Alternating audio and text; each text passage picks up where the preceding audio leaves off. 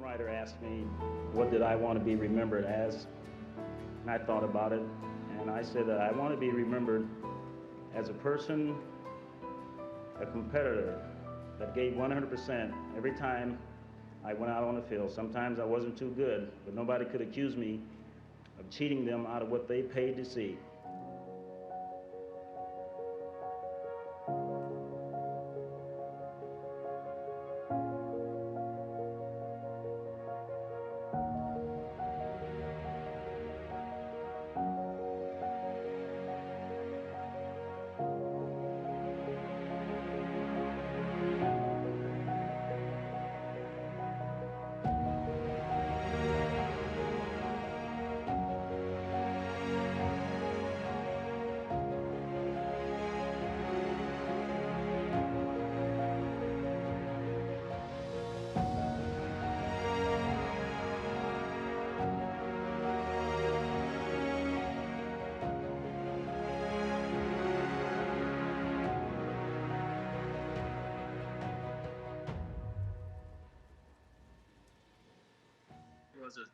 This is a celebration of life, and you know, Bob lived a good life. He was a good father, good husband, and just a good person, man. And it's hard. You never know how you're going to accept it. You know it was coming, but you never know exactly how you're going to feel when it happens. And this hurt. This was a gut punch.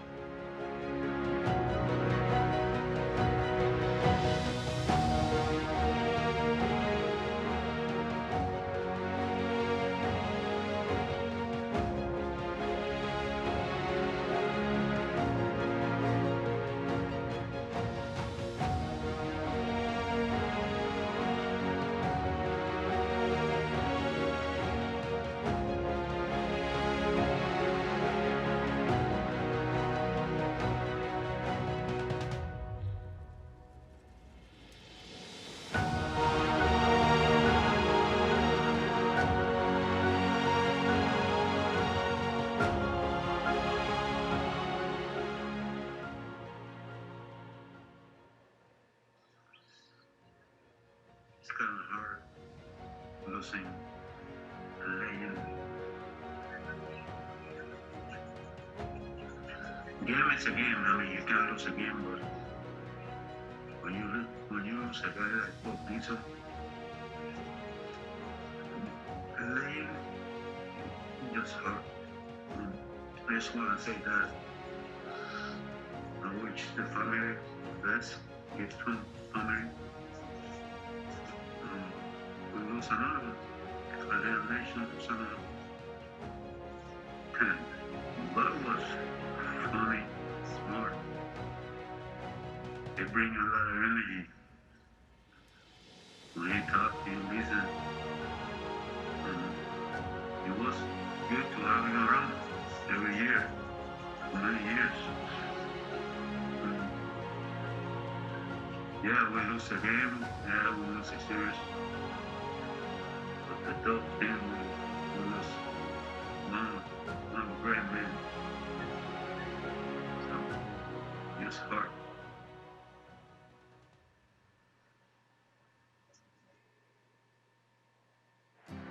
And walking slowly to the mound, Bob Gibson, who set a new National League record for earned run average this year, 1.12.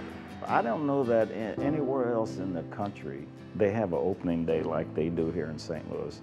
You can go and turn your television on at 9 o'clock in the morning, and all the festivities and everything seems to be going, and I haven't seen that anywhere else. Stanley swings and strikes out. That's number 10 for Gibson. I had a great career here in St. Louis. It was a little rough when I first got started. Of course, that was way back in the 50s. Things were rough all over. It wasn't just on the field, it was off the field, it was even worse. But other than that, I don't think there's anything I would change. He got it! Struck him out! A new world record of 17 strikeouts in one game. Playing baseball was my life, and it's something that I devoted 100% to.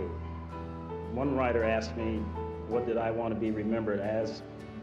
And I thought about it, and I said that I want to be remembered as a person, a competitor that gave 100% every time I went out on the field. Sometimes I wasn't too good, but nobody could accuse me of cheating them out of what they paid to see.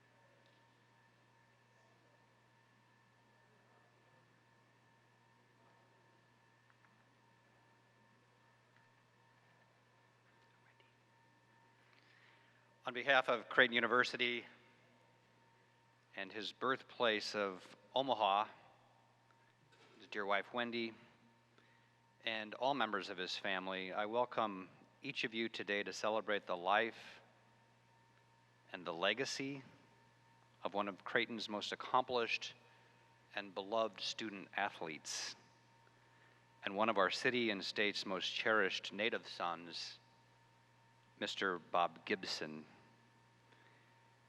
My name is Daniel Hendrickson. I'm president of Creighton University, and with our former athletic director, Bruce Rasmussen, and our new athletic director, Marcus Blossom, it's an honor to host you this morning. Let us begin with a prayer. Gracious God, we come together to honor and celebrate Bob Gibson, to grieve and to console on this, the one-year anniversary of the day he left us and entered your heavenly kingdom. As we come together today with one mind and one heart to remember, to appreciate, to share tears, and even perhaps some laughter, fill our hearts with love for you and our neighbor, following the example of Bob Gibson. Teach us to use our gifts and talents to our fullest, as he did, for the betterment of all. While he earned 2 World Series championships, accomplished unprecedented athletic feats, and was enshrined in the Baseball Hall of Fame, he was also a member of a family, a member of our community, and a treasured one at that. Thank you for gracing us with his spirit, his tremendous abilities, and his great strength in spite of adversity. We pray this in and of many faith traditions and through Christ our Lord. Amen. Number 45 was a phenomenon and an icon, to be sure. And today is about recalling and celebrating the many reasons Bob Gibson deserves the title legendary. Here at Creighton, he was a superstar in both basketball and baseball. He came from humble beginnings not far from our campus, and he was destined for greatness. In 1968, he became the first inductee into the Creighton Athletics Hall of Fame, and we recall today his feats for the St. Louis Cardinals, for the game of baseball, and for athletics itself. But Bob Gibson was more than that, as his friends, his family, his teammates, even his opponents on the field, and his neighbors across Omaha can and do attest. So let us collectively then take in and relish all that his life represented. It is now my pleasure to introduce and to welcome to our campus nationally renowned Emmy Award-winning sportscaster Bob Costas. In 2018, Mr. Costas received the Ford C. Frick Award from the National Baseball Hall of Fame and Museum. It is the highest honor a baseball broadcaster can receive. Mr. Costas also has strong ties to St. Louis and its sports teams. In fact, his start in sports broadcasting began nearly 50 years ago when he joined KMOX Radio in St. Louis, home to legendary Cardinals broadcaster Jack Buck. It seems only fitting that Bob Costas would be here today to help us honor the life and legacy of St. Louis sports icon and baseball legend Bob Gibson. Please join me in welcoming Bob Costas.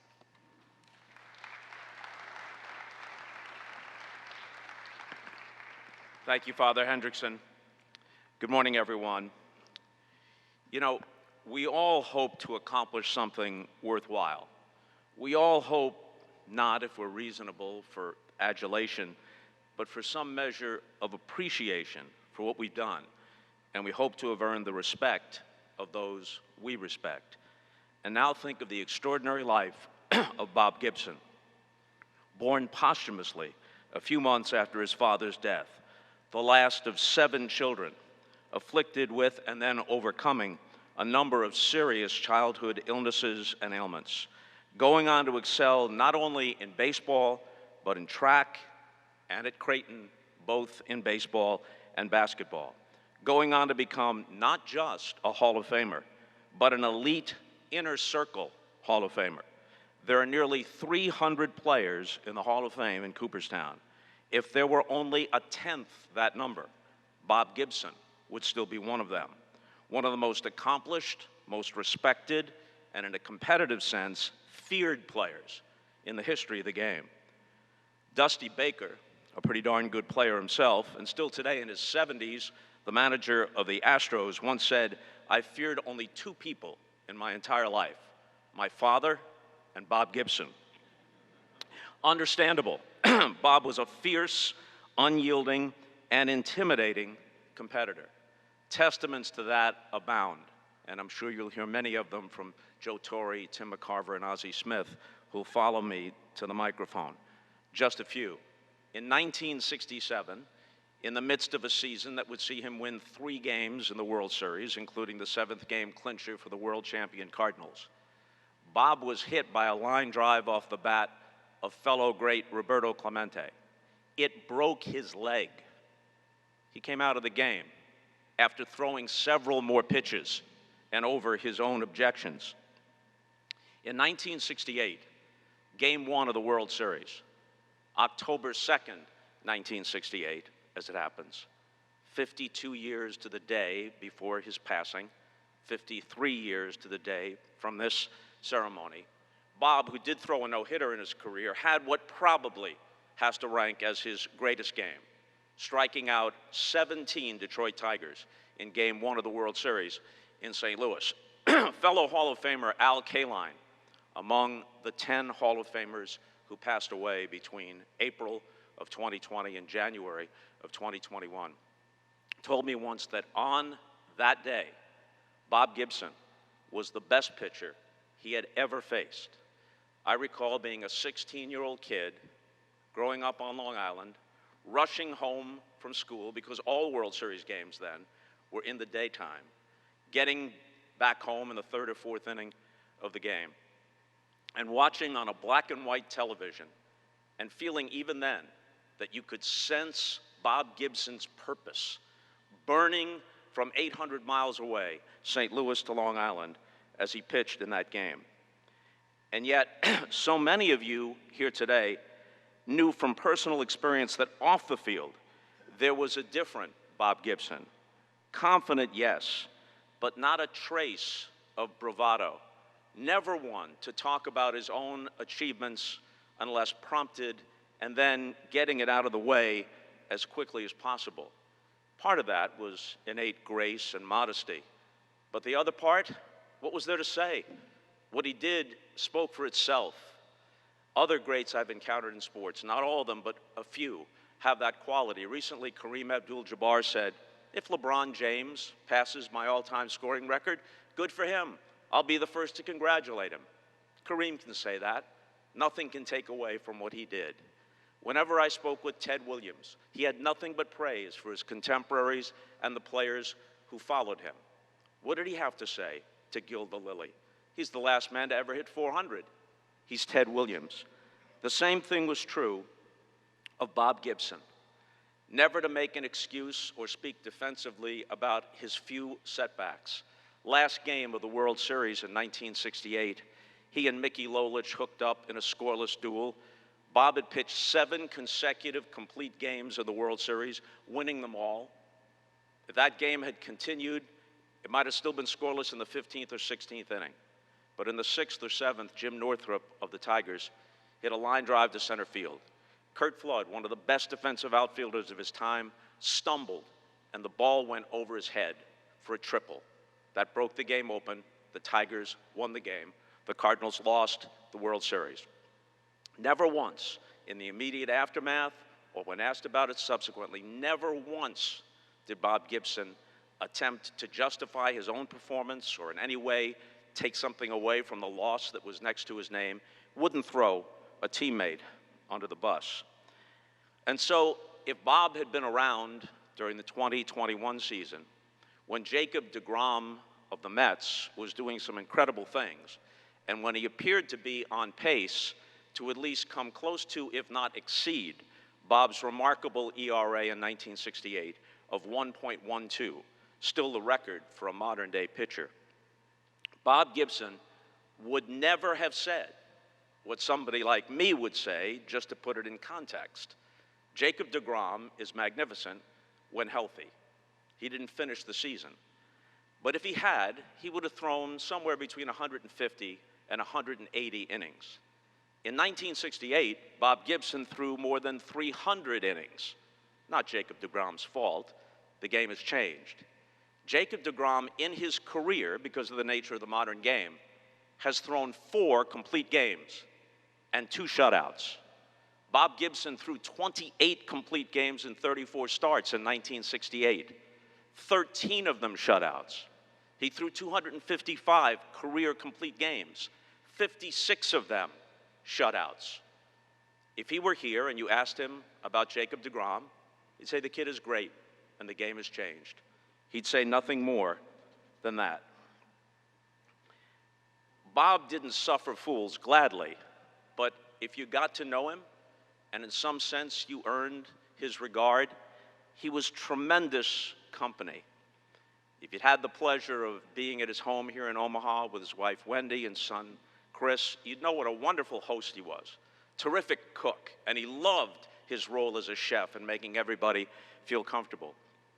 And I was struck one time when he took me down to the basement and showed me this train set that he had built himself. Not the kind of train set that some of us may have had when we were kids going around the Christmas tree. This thing was as elaborate as you would have seen at Macy's at Christmas time. And he built it all himself, with the trellis, with the trees, with the slight variations and nuances among the cars, every little intricate detail. And you thought of this fierce competitor standing out there on the mound, making the likes of Dusty Baker more than a little bit anxious. This man, in those gentle and quiet moments with that tiny attention to detail, what an aspect of his personality. And while he would never bring it up, he would laugh if reminded about episodes like this. In 1975, Bob was 40 years old and fading. Injuries and age had caught up with him. Turns out that the last game he ever pitched in the major leagues was in St. Louis against the Cubs. He was struggling, but his manager, Red Schoendienst, didn't want to take him out of the game. He wanted to let him walk off on his own. He deserved that. Reminiscent of the last game of the World Series in 1964, which Bob pitched on 2 days' rest against the Yankees. And they were getting to him in the ninth, 2 home runs in the ninth inning. What was once a 6-0 lead was now down to 7-5. Bobby Richardson at the plate. He'd had 13 hits in that World Series. Waiting on deck, if he got up, representing the tying run, Roger Maris. Behind him, Mickey Mantle. Johnny Keane didn't go to the bullpen. And when asked about it afterwards, he said, "I had a commitment to his heart." Red Schoendienst felt the same. So he let Bob Gibson stay in the game with the bases loaded. And one of the last pitches Bob Gibson ever threw was hit for a grand slam home run by Pete Lecoq. Pete Lecoq, by the way, was the son of the Hollywood Squares host, Peter Marshall. And I always wondered, why would someone change their name from Marshall to Lecoq? Just makes no sense. But he gets the next guy out. He walks off. That's the last game Bob Gibson ever pitched in the major leagues. 10 years later, old timers game at Wrigley Field. Bob is pitching. Up steps Pete Lecoq. He hit him. I asked him about it afterwards, many years after. I said, "What's the deal with that? It's an old timers game." And this was his answer. "Robert, the scales must be balanced, no matter how long it takes." 1984, I'm doing the baseball game of the week with Tony Kubek on NBC. Saturday afternoon game in St. Louis. And there's a fantasy camp that concludes with the fantasy players, middle-aged guys who paid a couple of $1,000 to hang around with former Cardinals. They actually get to play a game on the field after the Braves and the Cardinals have concluded their actual business. And 4,000 or 5,000 fans stuck around to watch this. Bob was Joe Torre's pitching coach with the Braves, so he was there. So he's on the mound. I don't know where Tim McCarver was. He wasn't the catcher. Someone else was catching. Mike Shannon was at shortstop. Dal Maxfield was at second base. Kurt Flood was in left. No, Lou Brock was in left. Kurt Flood was in center. And they came up to the booth and they said, "Why don't you guys play as ringers?" Bob plays for the Campers, and Tony Kubek, who had a good career in the major leagues, he plays for the Cardinals, and he's in right field. The rules of the game were, so that all the fantasy guys could get their at-bats, they had 6 outs to an inning. Bob's on the mound. He's 50 years old, whatever he is. He's still throwing in the low 80s, I'm guessing.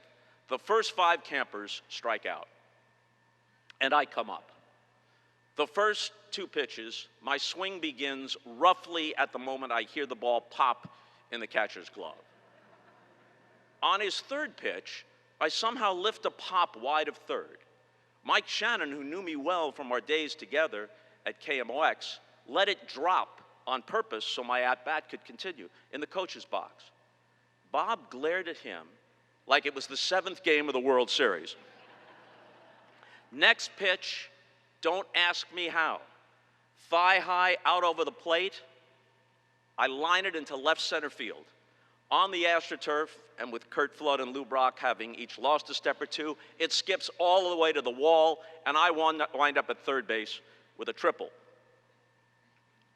Later that year, wintertime, there's a banquet in St. Louis, banquet of some kind. I'm the MC. I see Bob during the cocktail hour. I walk up to him, hey, Bob, how you doing? He says, you little so-and-so, if you would come up again, you're going on your ass.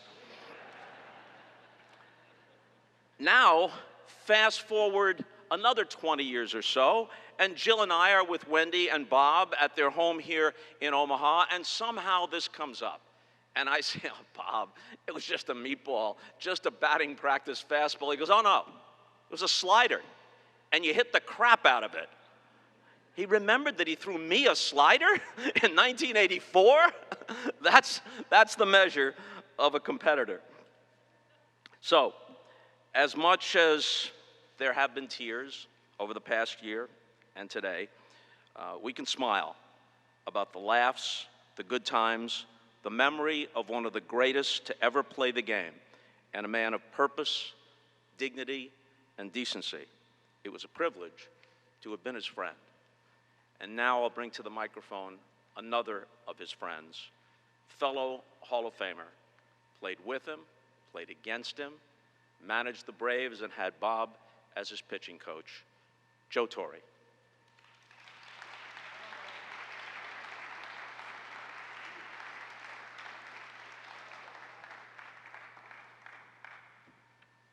It's like trying to hit behind Hank Aaron. It's coming up after Costas, I'll tell you that right now. Good morning. It's tough stuff. I mean, this dear man was a friend. Of course, we didn't always start out that way. You know, we were opposing each other on the baseball diamond. And let me give you a little background.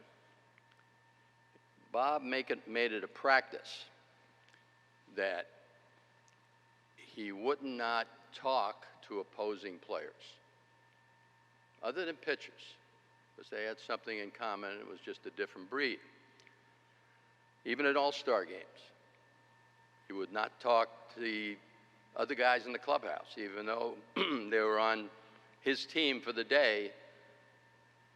That wasn't going to happen. And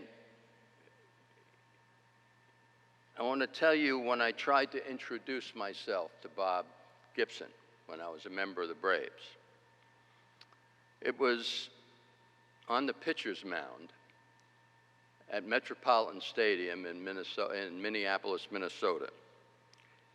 And it was during the 9th inning of the 1965 All-Star game. I was debating with myself,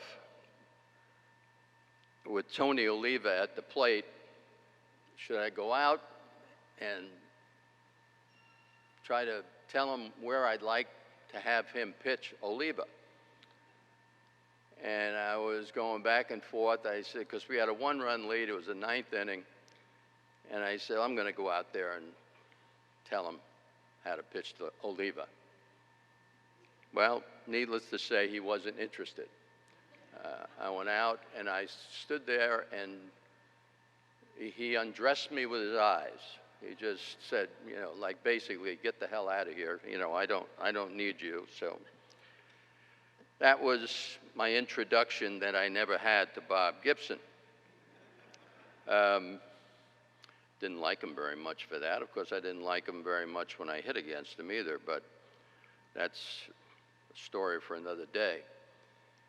And then I became his teammate in 1969. And we just hit it off. Don't ask me how it happened. It was special. And, you know, Bob retired. And I remember calling him one day when I was managing the Mets. I said, do you miss it? Because that was one guy I never thought would want to put on the uniform again. And he sort of hemmed and hawed a little bit and says, yeah, I missed it.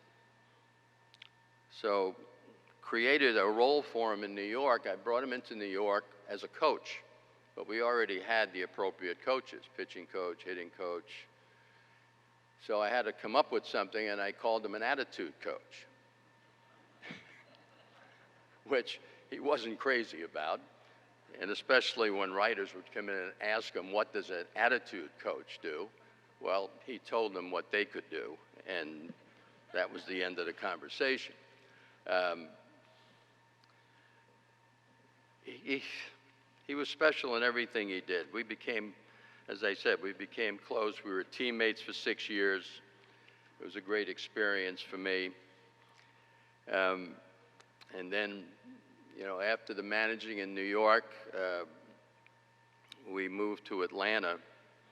Well, actually, during the playing days, I have to tell you this story. Bob was always going to challenge people when he pitched.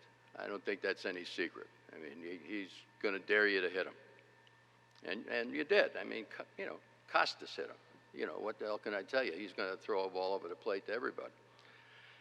And this one day, I was catching, and Ron Fairley, who was playing with the Montreal Expos at the time, who was a good fastball hitter. So Bob, you know, he didn't mind giving up singles, so Fairley got a base hit, right field. Next time up, Fairley got a base hit, right field. Now, as luck would have it, Bob got a base hit, went to first base. Fairley was the first baseman. And Bob is leading off at first base. And Fairley, who liked to chirp, liked to talk to anybody who would be in the neighborhood, said to Bob, "Boy, you have really good stuff today." And of course, Bob gave him the same response he gave me when I went to the mound.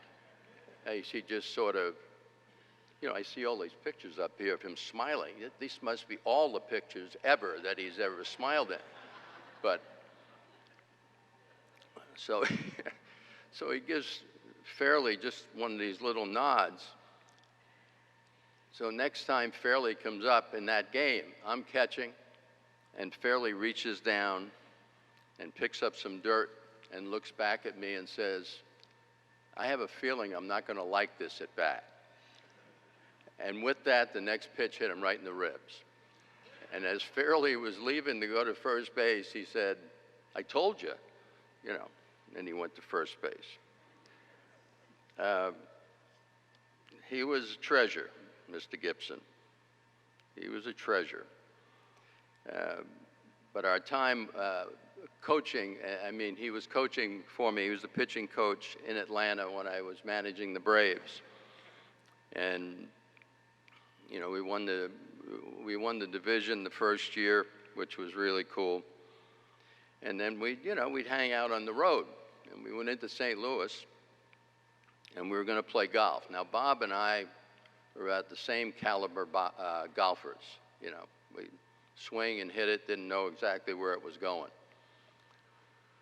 So my brother Frank, who was living in St. Louis at the time, invited his dentist, who was like a 10, 11 handicap, which is pretty good golf.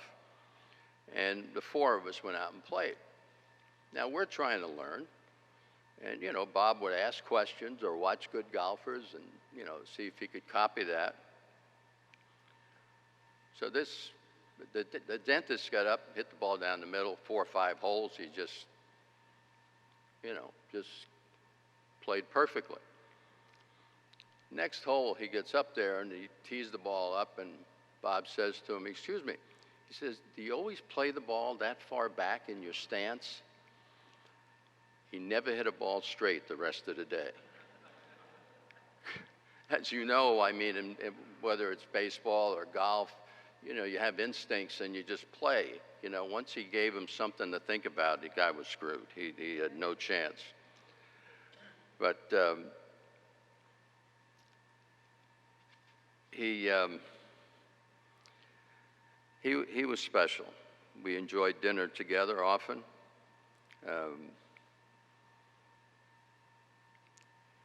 You know, the person you thought he was early on when you were competing against him.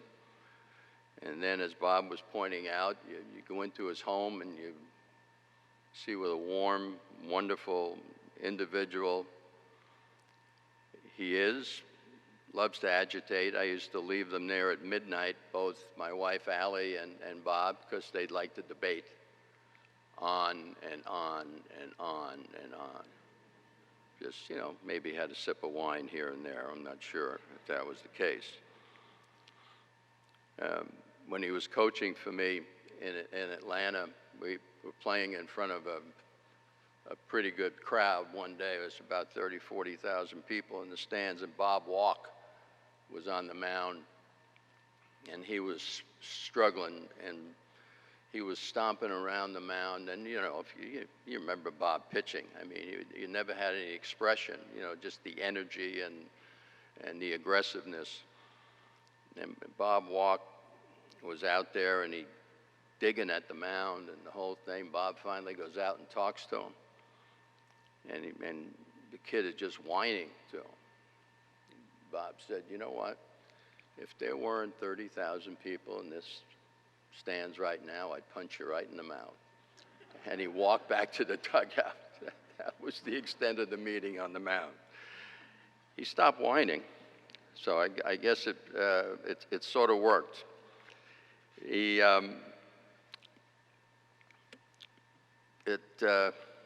It's very, very difficult.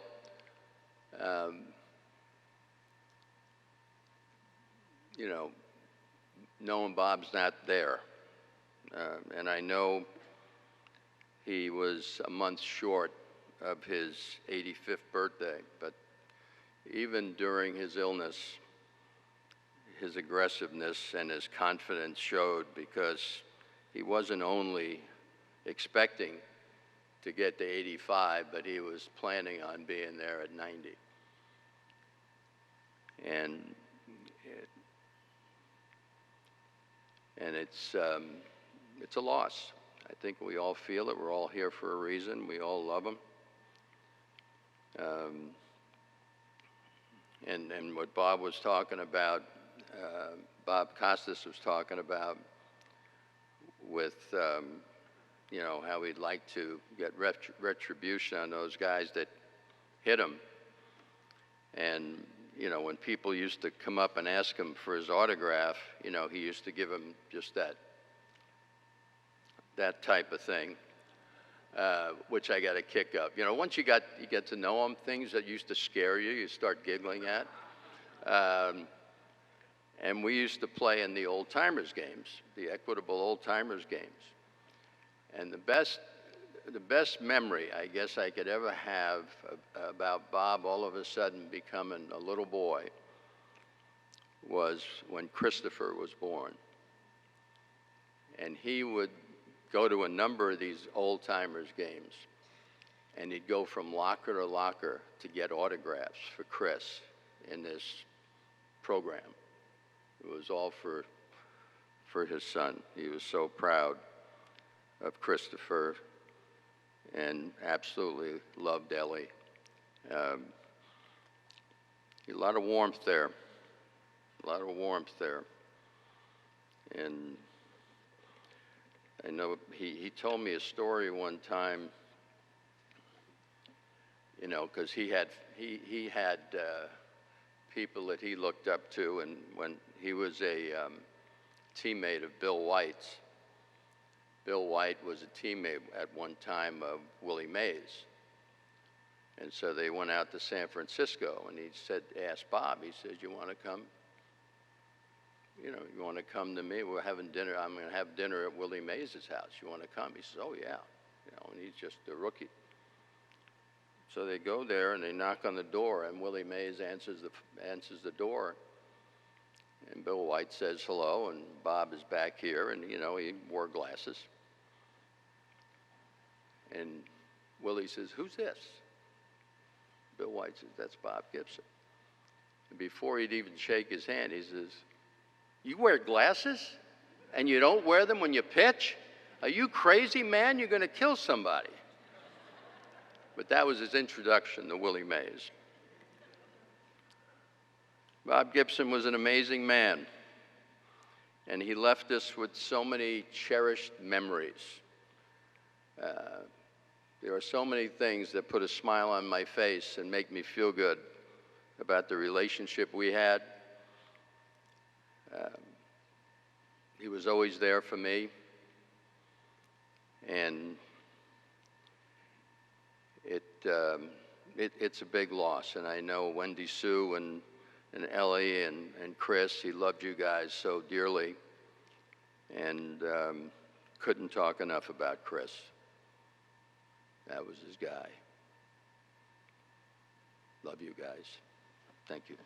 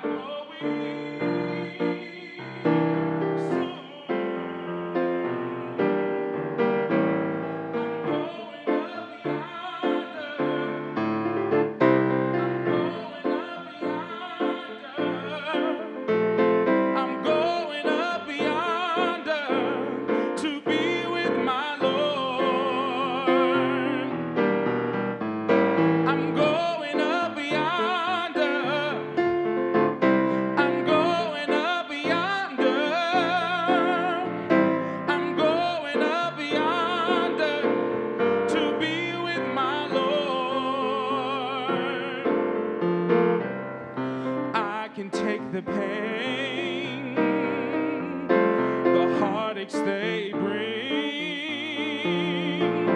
the comfort in knowing I'll soon be gone. As God gives me grace to run this race,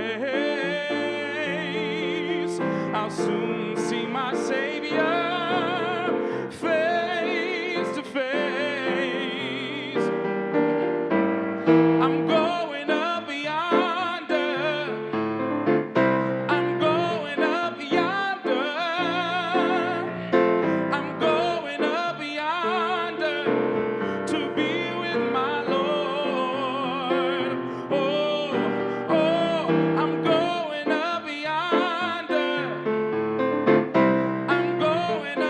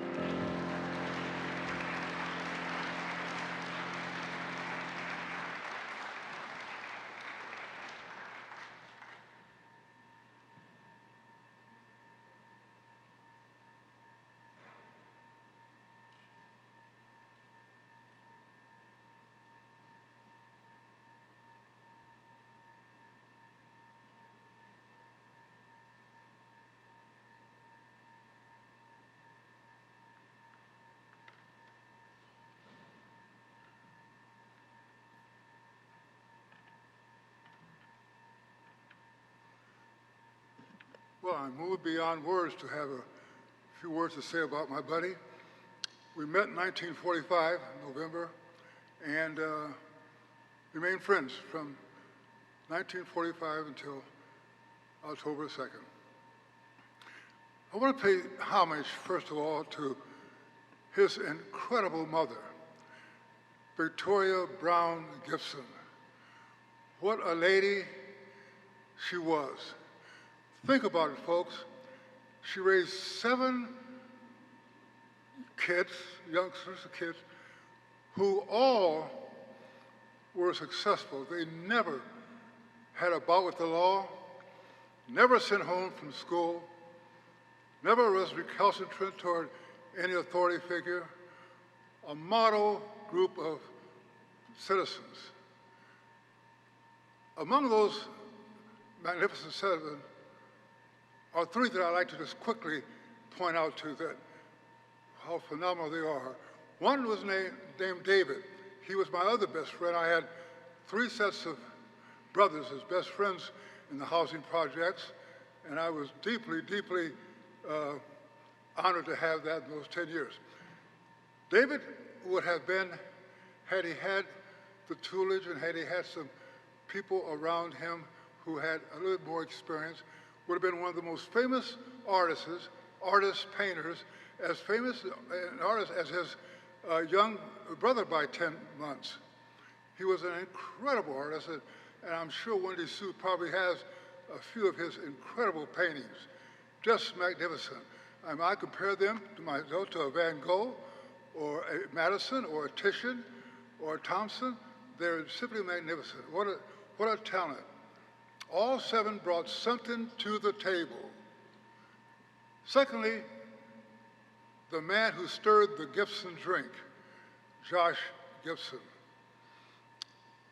Josh came into my life and into the project's life in 1945 when he was discharged from the service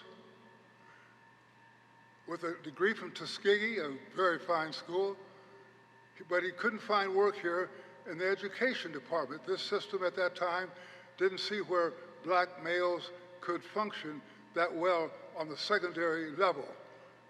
And he stumbled around for a while, not much many dollars in his pocket, but his pride. And as the Lord would have it, Robert Ackerman, a man who Omaha had probably forgot, I sure haven't, gave him his first big break. Robert was in charge of the Parks and Recreation Department for the city of Omaha. So he hired Josh, thank heavens, gave Josh a job description that read completely, do whatever you have to do to be helpful to the Logan Fontenelle Project home and the surrounding community. And he and John Butler, a great YMCA director, got busy.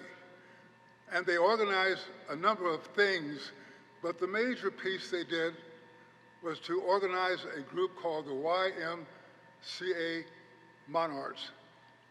Josh had already had planned to organize that team around his younger brother.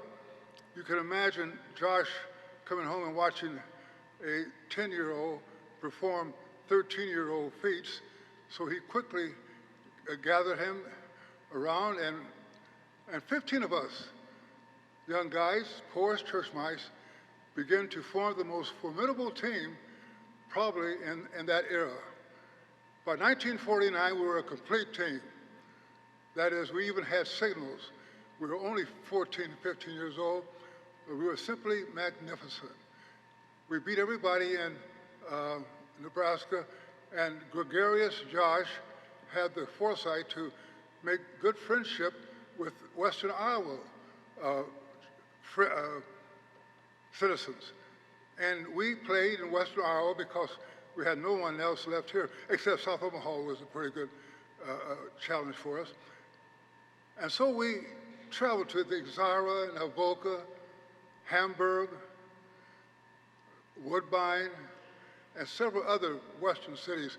Nice clean-cut cities, and we had a ball in those raggedy trucks, the 16 of us traveling around those great cities. They were better ball players than ball players in Nebraska.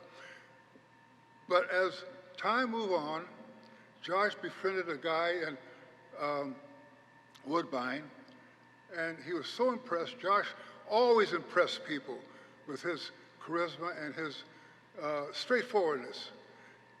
And the guy built a stadium in Woodbine that was commensurate for 14, 15, and maybe 16-year-old kids with the dimensions that would suffice. And he had the guts and the good sense to have the Y Monarchs open the stadium, and we were stunned, or maybe Josh wasn't. We never had played under lights.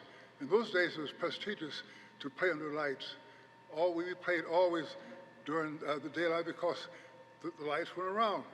And here we are in Woodbine, Iowa, 14 or 15 ragtag guys from the projects that Josh had produced into decent men, lining up like the major leaguers along the line, opening up a ball game under lights. We couldn't get over that. And nevertheless, as the game went on, well, there's only two of us left now, my good friend and superstar Haskell Lee, and yours truly. Haskell batted in the 3 spot, of course Gibson 4, and I would follow him in the 5th spot.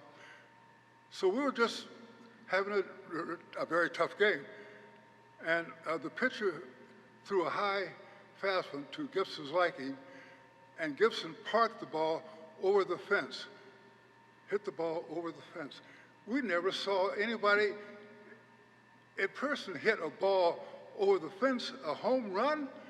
We all looked at each other. We played a lot of games in Omaha and thereabouts, but we never saw in person hit a home run. We were stunned.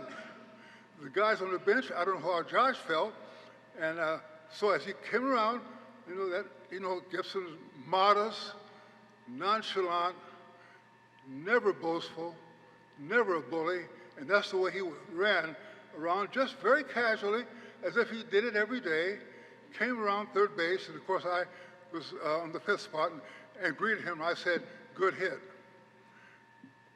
But the point is, we, in poverty, did not have the privilege to see something as insignificant as that to most people. And for that last, all the way back to Omaha, all we talked about was the home run. The guys are all gone now except for myself and the great Haskell Lee.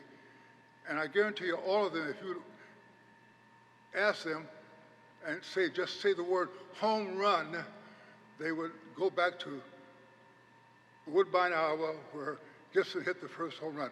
That's a cycle of poverty that we hope we can alleviate. Secondly, and I'll be through shortly, I want to tell a few vignettes, spin a few vignettes to you. You've heard them, many of you have heard them, but this will be my last time, and I enjoy talking about Gibson this way. We were in the 6th grade at that time, and we had a very strict teacher.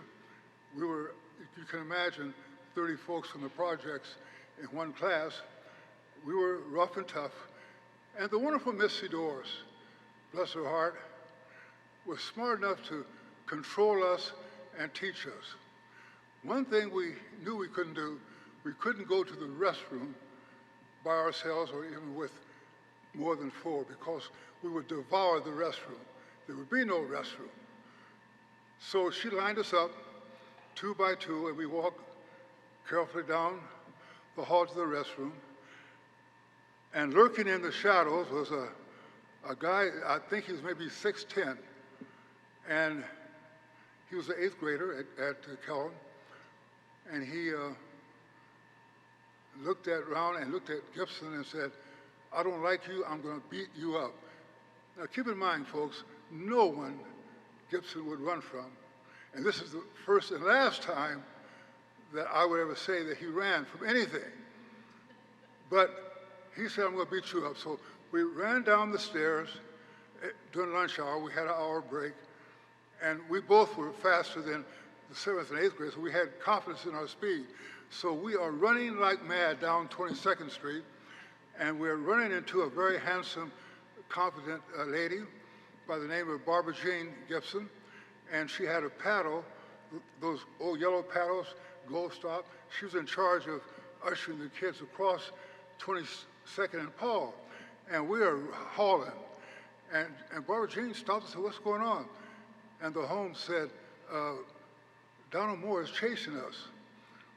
She said, oh, okay. So we went on to our lunch, and we met at our usual spot at the social room to walk back together. So we're walking back down 22nd Street, and there we see Donald Moore walking toward us. And Gibson said, oh, shucks. Well, he didn't say shucks. Here comes Donald Moore. And the closer Donald got, we saw a smile on his face. And we said, he said, hey, how you doing, guys? And he shook Gibson's hand and shook my hand and said, have a good day. And we went on. We were puzzled. Well, we knew Barbara Jean had taken care of business. And we talk about that. We talk about that often. We chuckle. Secondly, Josh instilled in us, we were poorer than church mice, but instilled in us a confidence that compensated for money. We knew we were pretty good. We knew we were able to compete with anybody our age, regardless of who they were. And that kind of compensated for maybe $1 or $2 in one's pocket. And so we became so big time, we thought.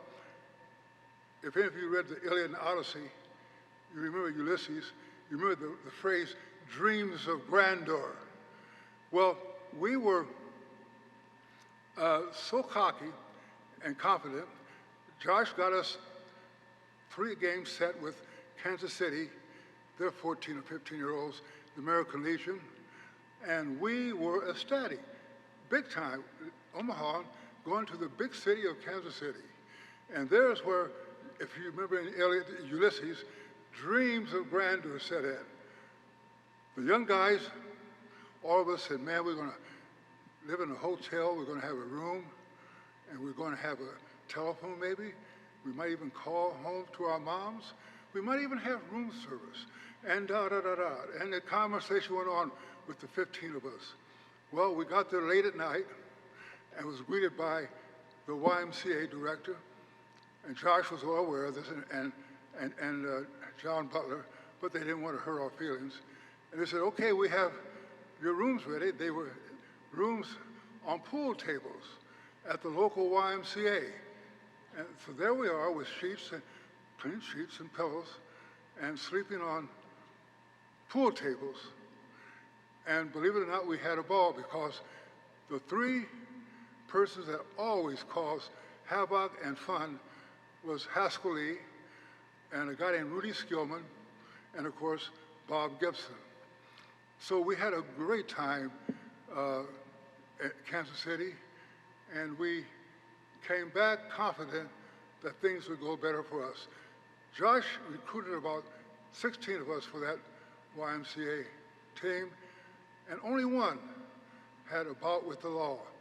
Every one of us that Josh touched turned out to be somebody, as Jesse Jackson would say.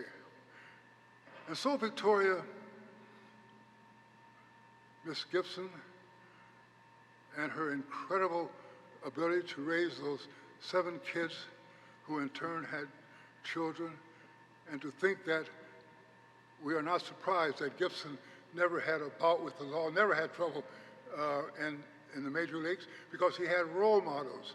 He knew exactly what to do and not to do, and especially with Josh and Barbara Jean. So we're proud of that, and I feel that although he is gone, the Gibson mystique, the Gibson syndrome, if in a positive way, is here for all. And may God continue to bless you all.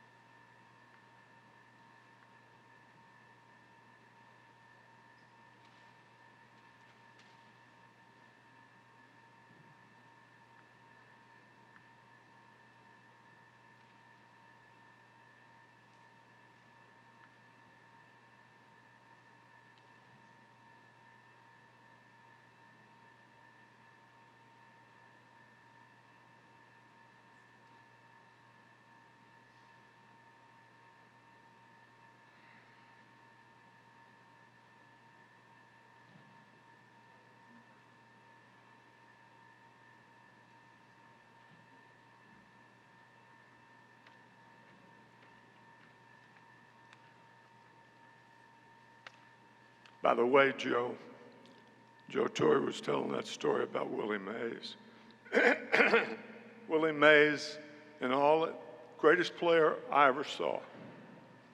And Willie Mays had 3 home runs career off Bob Gibson. 3. Billy Williams was the most with 10.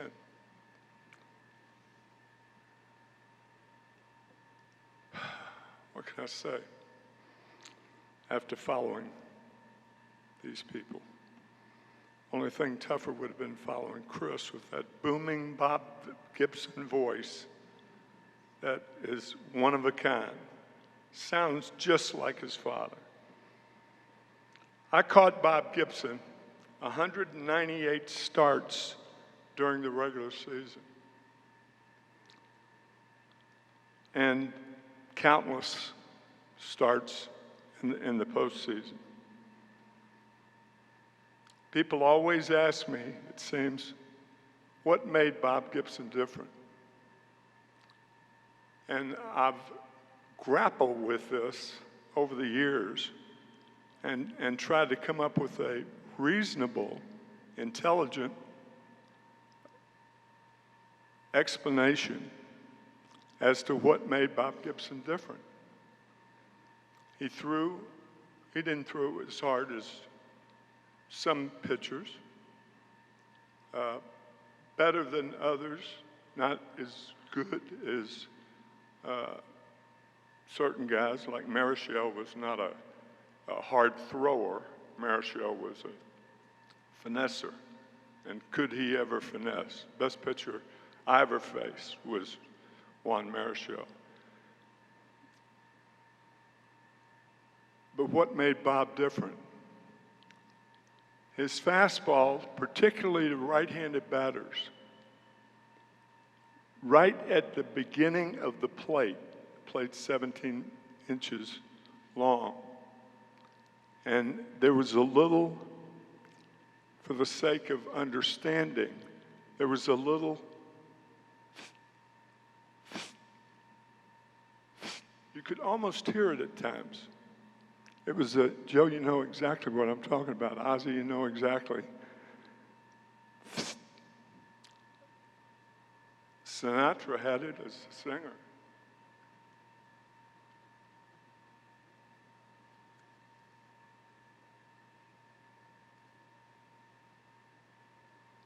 You know, in football, you don't have a slider.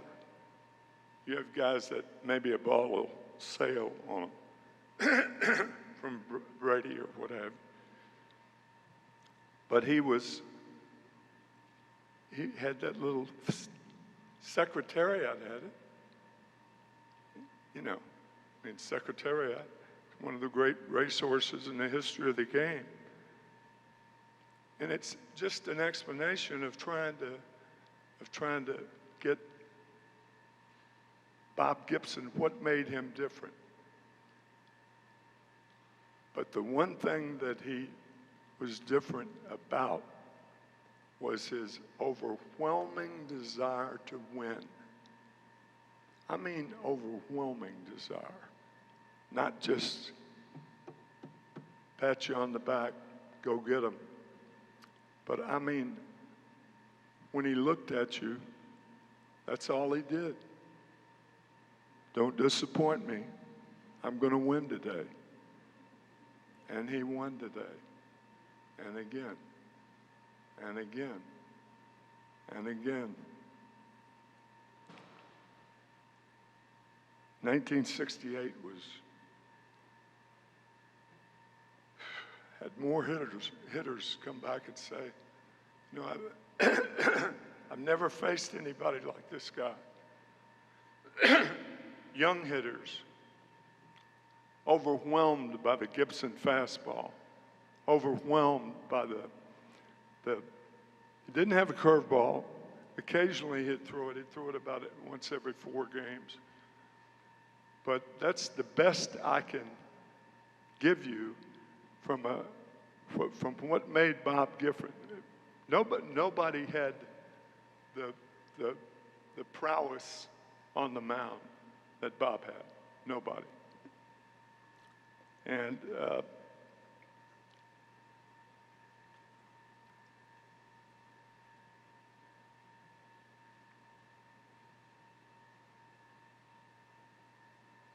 by the way, is it kind of a reach to compare Bob with Secretariat?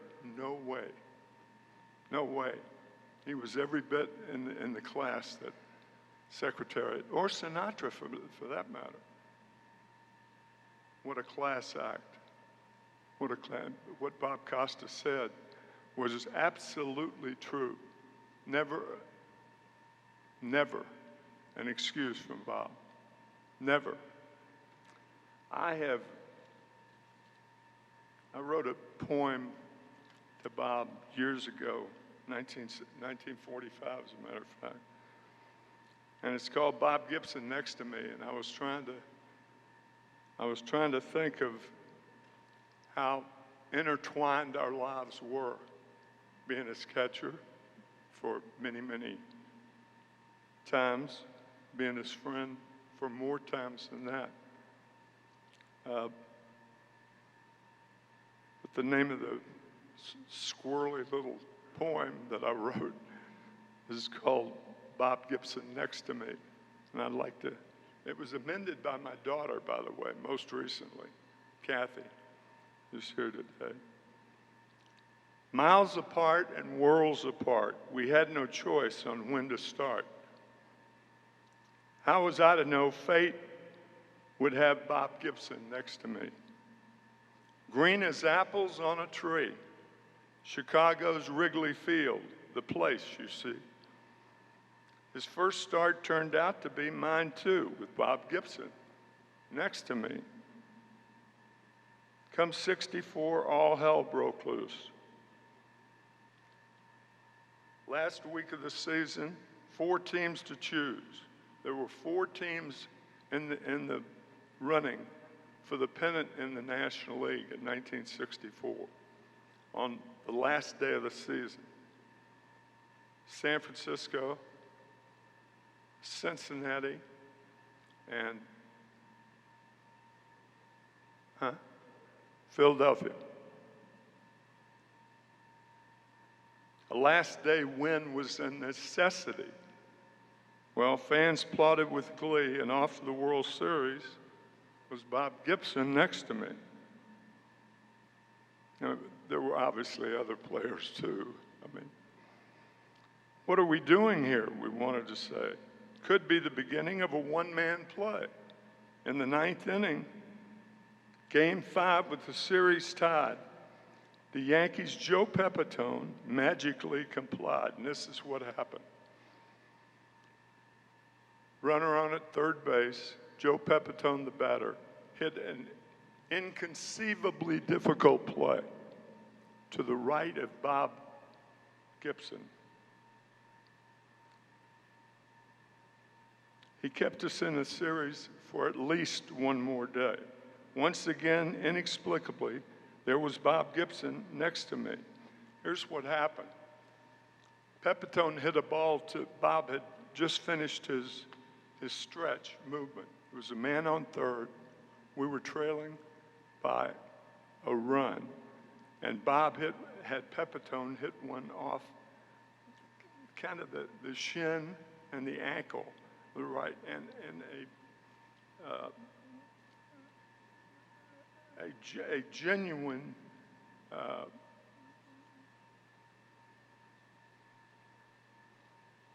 bear with me if you would.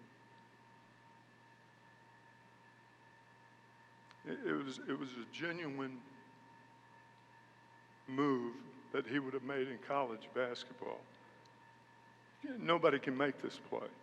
Goes over, backhands the ball, throws to first, and gets Tom Tresh by an eyelash with Bill White, the first baseman. That was a pivotal play because had he not made that play, Tom Tresh, the next hitter, hit a solo home run. That tied the game. That would have won the game for the Yankees had Pepitone been safe at first. No, but nobody, the point is, nobody makes that play but Bob. Nobody. Fast forward 1967, 17 strikeouts in a World Series game. 17 strikeouts in a World Series game. You gotta be kidding. Can't be done, the cry came. The record was 15, held by Sandy Koufax in 1963 against the Yankees. Willie Horton, the hitter, and the call came, strike 3, or strikeout number 17, a World Series record that still stands. Walking off the field, you guessed it, is Bob Gibson next to me. While time and toil on a body takes its toll, those inevitable traits never touch the soul. And looking back on years totaling 60, all is right with the world because Bob Gibson's next to me and you.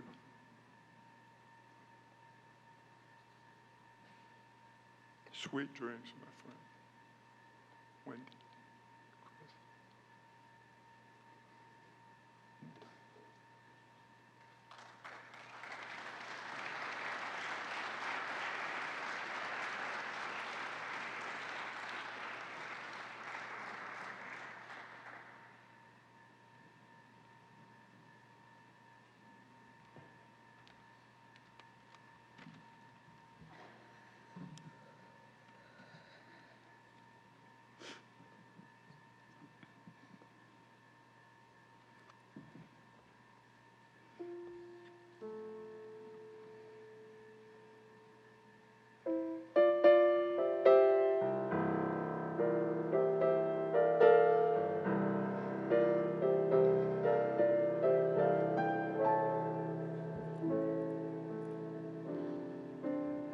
Unforgettable, that's who you are.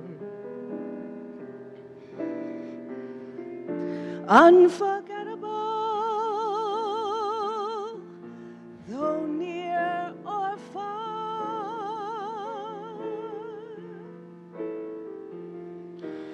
Like a song of love that clings to me.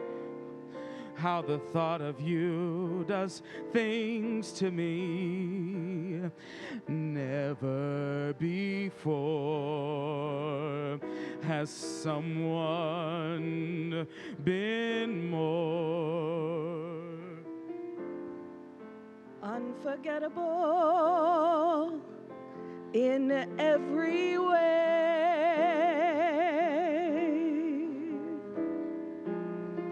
And forevermore, that's how you'll stay. That's how you'll stay. That's why, darling, it's incredible that someone so unforgettable thinks that I am unforgettable too.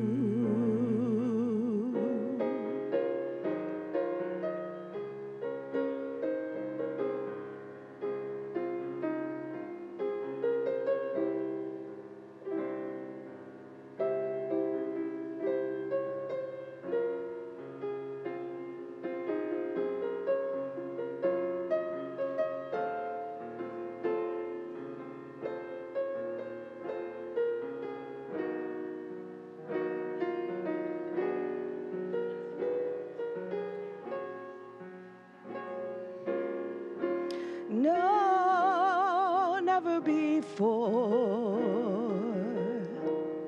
Has someone been more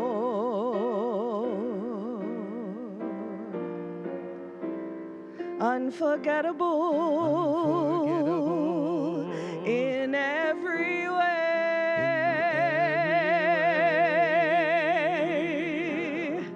and forevermore, that's how you'll stay. That's how you stay. That's why, darling, it's incredible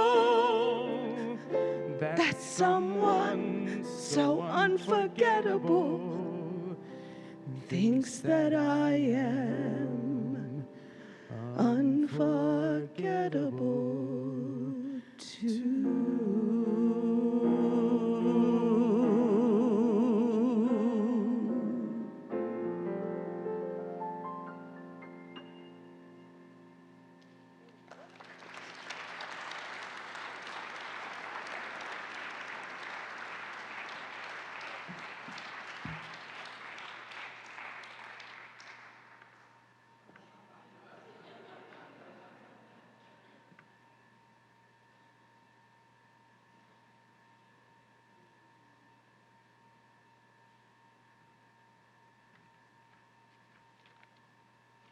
Remember to ask Joe what's harder, following Bob Costas or that.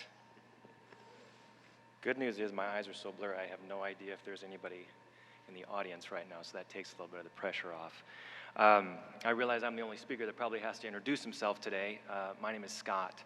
I met Bob 25 years ago when I was 21. My first gig out of college was at the American Lung Association, and I had the privilege of being an assistant on his celebrity golf tournament. Tough gig, I know. But before I step into what I'm going to say, I have to, on behalf of Wendy and Chris and Ellie and the Gibson family, I have to give an amazing thank you to Creighton University. From day one of this whole process, they have been first class, is the best way I can say it. And it's no secret when you see a successful organization that it starts from the top. And Bruce Rasmussen, who's not here, has been fantastic for this organization. Marcus Blossom's now here, highly welcomed. But Brandon McCarville, who's led this event, has made it seem easy, seamless, and without question, any request taken care of. His entire team, Caitlin Konopic and Alicia Murphy with the event side of it, and Joe William and his team on the AV side of it, the printing team top to bottom, first class. So thank you on behalf of the family. I really have to start with the best piece of advice that Bob gave me that I actually followed. The Thursday night before his event, he would have a private party at his house. And so I would have to work it. I know, really tough job to work, but I decided it'd be a great idea to bring a date. And so I brought a date, and I told her before we went, I said, I'm not going to be able to talk to you all night. Pretty romantic for a first date. The night comes to an end, and of course we were the last two to leave, and Wendy and Bob were escorting us out. And Bob says to her, and I have to say before I preface this that she's the most beautiful, smartest, most talented woman that I know. She's just not a sports fan. And so she says to Bob, Bob asks if she had a good time, and he says, I know that Scott didn't talk to you all night. And she said, I had the best time. I talked to your friend, I don't remember his name, he was a doctor. And Bob looks at her befuddled, and he says, do you mean Dr. J? And she says, yes, that's the guy, what a nice guy. And Bob looks at me and he says, marry her as fast as you can. And she's with me today, and in April of next year, it'll be 20 years. So thanks, Bob, for that advice. I'm going to sum 25 years up of what he means to me and show a personal side in two stories, and they surround his stare. You hear it referred to. And when you get it personally, I think Chris probably is the one who's seen it the most. But when you get his stare personally, there's going to be some kind of profound words that come and are lasered into your mind. So I'm going to share two stories, and I have to tell you the first time that I actually saw it, we were having lunch, just me and him, and I was the only guy that worked on the event, so we gravitated to each other. We really just had drinks over lunch. It was really fantastic. But a guy comes up to him and asks for his autograph, and Bob says to him, I would be happy to sign whatever you'd like if you can just wait till I'm done having lunch with my good friend. And he turns to me, just keeps talking, and he was having soup that day. I wouldn't normally remember what somebody has for lunch 20-some years ago, but the guy didn't leave, and Bob went to take a spoonful of soup, and the guy put his hand on Bob's arm and stopped him from eating his soup. A little soup spilled, and I saw the stare. The stare went right to that guy. It wasn't even directed at me, and I instantly wet myself. It was that strong of a stare. Now, I have to clean up what Bob said to him. If you want to know what he said to him, you can see me privately. But he said, bleep, bleep, bleep, bleep, bleep, bleep, bleep. What he really said cleanly was, if you could kindly take your hand off my arm, and if you don't get out the front door before I stand up, you will not ever get out the front door. But it was the first time that I saw him treated like an object. Because that guy didn't leave there, and he didn't say that Bob was going to sign whatever he wanted. I know he wouldn't have said that part of the story. And I said to myself in that moment, I'm going to make sure Bob never feels that way with me. And for 20-plus years of friendship, I never asked him for an autograph or a favor. He was always just Bob. So the first time I saw it 2 times. And they're two of the most impactful moments for me. One was professional, one was personal. The professional one, the last year of working on his event, my wonderful bosses before me had moved on in their careers, so I had the opportunity to coordinate most of the entire event the final year when he was at the Lung Association before he moved it. And the event was over. It was a wonderful success, and Bob came to my offices. I'm going to ask you to close your eyes. I was at 72nd and Newport Avenue. I know you don't know what that looks like if you're not familiar, but it's a sidewalk. Close your eyes and picture Bob, probably 60, talking to a 25-year-old me. Hopefully, I looked like I did when I was 25. But I took the time to say to Bob, I just said thank you. Thank you for the opportunity. I feel so lucky. The moment I said luck, that's when the stare came to me. Lasered right through me, and I wet myself right on the sidewalk. He said, Scott, it wasn't luck. Luck is when preparation meets opportunity. You worked harder than anybody else. You were nicer to everybody than anybody else. I knew you could do it because I believed in you. Because I believed in you. And I'm adding something last minute here because Thursday, of all places, I was in St. Louis for a last minute speaking thing. And I'm overlooking downtown St. Louis, and I was missing a piece for today. And I'm a big believer in signs when we've lost somebody. And there was just this voice in my head saying, listen to Bob's Hall of Fame speech. I'd never listened to it. I'd seen parts of it, but I never listened to it. So I'm going to try to read you.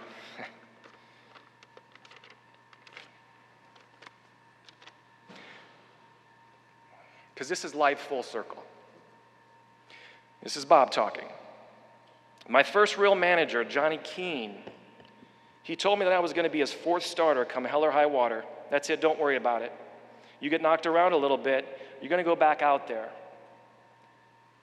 He showed me that he had confidence in me. And I guarantee you that nobody can participate in any kind of sport, and I know Bob would add, and also in life, without confidence. And when I realized that he had confidence in me, then I felt that I had a lot in myself. That's full circle. Bob could have been talking to me. That was Johnny Keene talking to him, and Bob returned that favor to me. 2 months later, I left that job and I started my own business at 25. And I still have them today, and I look back now and think how crazy I was. What was I thinking? Boy, I must have been really confident. But I promise you, my 2 boys that are here today, they're going to understand that feeling of Bob's confidence that he gave me. I coach little league kids in baseball, and I promise you and guarantee you, they're going to know what it feels like to be believed in. And that's a legacy for Bob. I'm a big believer in the legacy of people that come before you. and his invisible hand, because I clearly don't tell that story every time I tell someone I believe in them, but Bob knows. And every time stress builds up over those past 20 years in business or life, I close my eyes, I put myself at 72nd and Newport Avenue, and I picture Bob talking to me. And guess what? I get through it every single time. And the second time I had it, that I got the stare, was personal. I had hit a milestone in my business, and I called Bob to tell him, and he said, let's meet for drinks. When we were together, it was just me and him. We met at P.F. Chang's, and we started at the bar before our table was ready. We never made it to our table, which we rarely made it to our table. And we would always close the place down. And this night, I was finally going to pay the tab. I was going to finally pick up the tab. I finally maybe felt like I had a little bit of money. So the tab comes. They're trying to get us out of there. I grab the tab, put my credit card down, and Bob looks at me and he says, what are you doing? I said, I'm paying the tab. Why are you paying the tab? Because I owe you. That was the wrong thing to say. The stare came through. I wet myself at the bar.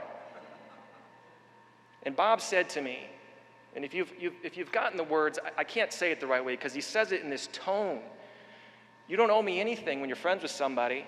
You don't keep track. You don't keep score. And his whole life, you kept score, right? You're measured by a win. You're measured by the score.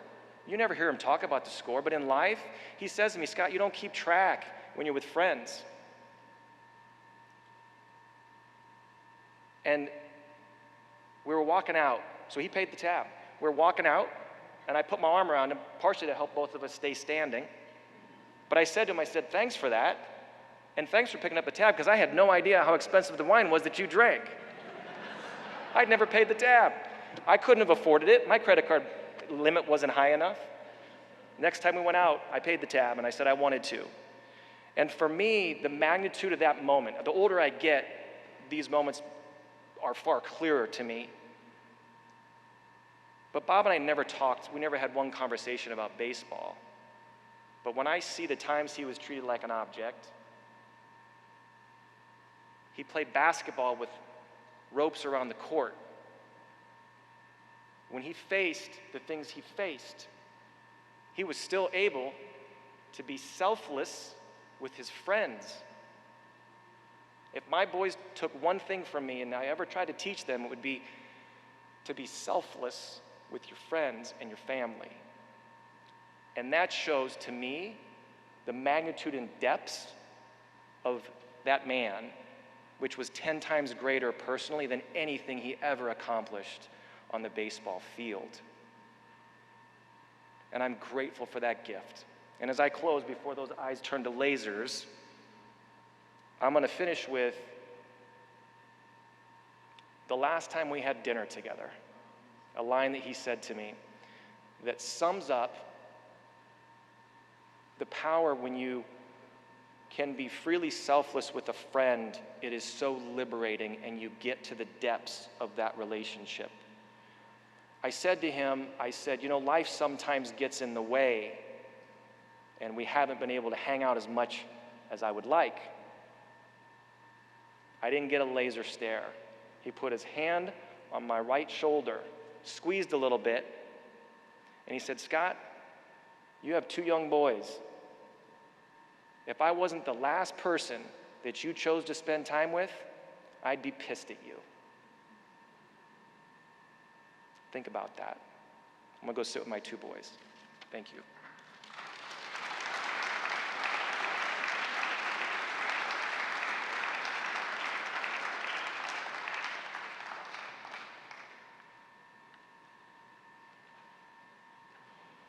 Good afternoon. I'm going to be very brief because sitting there I could hear Bob now saying, would you get on with it? You know, it's not going to take me 10 or 15 minutes to talk about how much we all love and admire 45. We're all here because we loved and admired 45. Quick story. Bob and my relationship started when I made the Hall of Fame in 2002. And I think it was 2004, 2005. He came to town, he had an autograph session or something, and I invited him over for dinner, knowing that he loved to cook and thought that he was the greatest cook in the world and stuff. So I wanted to show him that, you know, I had some culinary skills myself. So I invited him over. It was just he and I. And to this day, probably one of the greatest days of my life, because I had the opportunity to spend time with someone that I admired as a kid growing up, and very few of us in this room have had the opportunity to know not Bob Gibson, the ball player, but Bob Gibson, the person, which in many ways is probably greater than he was a ball player. And he was pretty good, he was all right. We sat and we talked about baseball, of course, and we talked about life in general. And we always had this thing of where when somebody came up to me and they said something about me playing shortstop, he would always say, you know what? If I played shortstop, nobody would even know who you are. And the sad thing is that he's probably right, because he was that talented. But my retort was always that, you know, if I played behind you, Bob, you might have been great. He would laugh, and we would drink wine. You know, he was a wine connoisseur and all of that. But I'm very proud to be able to stand here and say that he was my friend.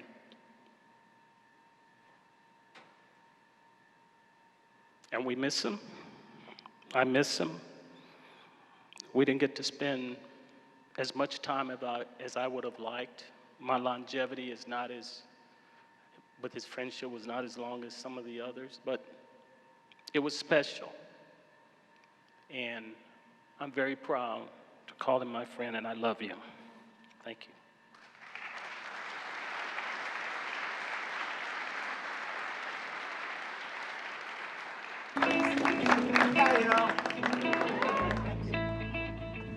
When I first started, I wasn't the type of person that would influence people at all. And then all of a sudden, you're at a point where you know that people are listening to you. Now, when that happened, I don't know. They were so inspired by his story. The kids who had written all the hip-hop lyrics were so inspired by his book, his autobiography, and his story of coming from nothing to this amazing career as a Cardinal. My legs were kind of shaking a little bit. I was very nervous because I was like, when he walked in, I was like, dude, there's Bob Gibson. Game heavy, the opposition will never be ready. Game changer. Listening to them sing and knowing that they read the book, and there was a connection with me and them from them reading that book. We are now witnessing greatness. You're a complete gamer. It's just great. They understand what was going on back in those days.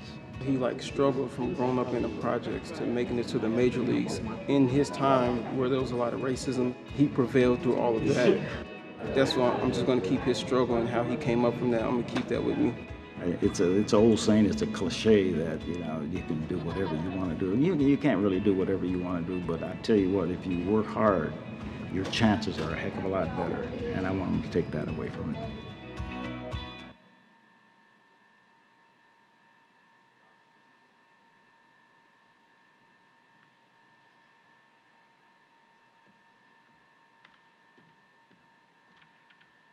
Somebody has to pitch the ninth inning, and I've been nominated here. One thing about baseball, among many things that sets it apart from other sports, is that it has the longest history. The generational comparisons mean the most, and there are a select few. Everybody's performance, from the least to the most accomplished, everyone's performance is recorded. It's there if you want to look it up. But there are a select few out of the thousands upon thousands who have played, whose names will always echo down the corridors of time as long as the game is played. Bob Gibson is one of those names. And as long as all of us here and countless others who knew him, or only those who were lucky enough to watch him play, as long as any of us are around, his memory will echo as well. We'll close with Maroon 5's version of Memories. Thank you all for being here.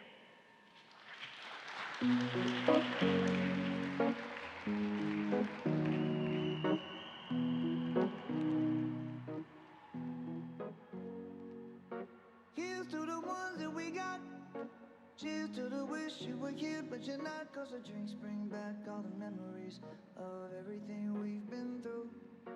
Toast to the ones here today. Toast to the ones that we lost on the way. 'Cause the drinks bring back all the memories. And the memories bring back your. There's a time that I remember when I did not know no pain. When I believed in forever, everything would stay the same. Now my heart feels like December when somebody say your name. 'Cause I can't wish I to call you. I know I will one day. Everybody hurts sometimes. Everybody hurts someday. Everything will be alright. Gonna raise a glass and say, here's to the ones that we got. Cheers to the wish you were here, but you're not. 'Cause the drinks bring back all the memories of everything we've been through. Toast to the ones here today. Toast to the ones that we lost on the way. 'Cause the drinks bring back all the memories. And the memories bring back your.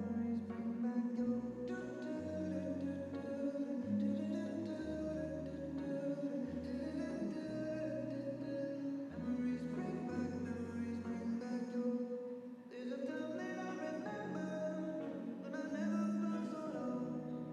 And I felt all of the hatred, but you found for the stars. Now my heart feels like an ember, and it's lighting up the dark. I'll carry these torches for you, and you know I'll never drop.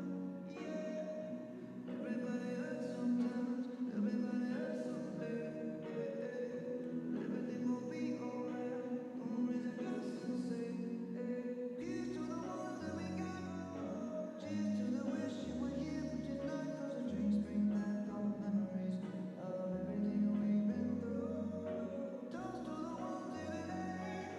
Toast to the ones that we lost on the way. 'Cause the drinks bring back all the memories. And the memories bring back your.